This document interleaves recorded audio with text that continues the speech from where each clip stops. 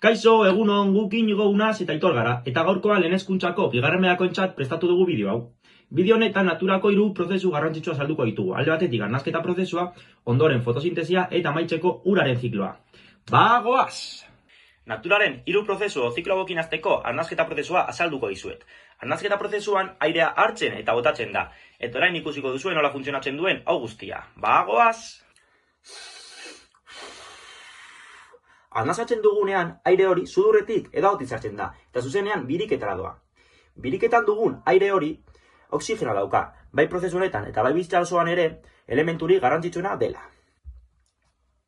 Arnasa botatzen dugunean karbono dioxido gehiena kanpora doa, dakizu ere gure gorputza oso azkarra da, eta beraz, behar dugun oxigeno guztia guretzat hartzen du eta bestea kanpora. Orain ikusi duzu arnasketa prozesua gure bizitzarako ezinbestekoa dela, baina orain ikusiko duzu ere beste bila garrantzi handia dutela. Agur, agur!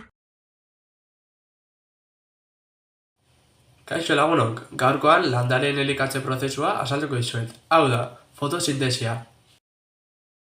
Bertan, hauek nola elikatu eta hazten diren prozesua. Landareek hazteko eguzkia behar dute. Eguzki-izpiak landaren hostoetatik sartzen dira. Bestalde, landareak hazteko ere bai, ura eta lurra eta bertako mantenugaiak behar dituzte, eta hauek sustraien bidez xurgatzen dituzte.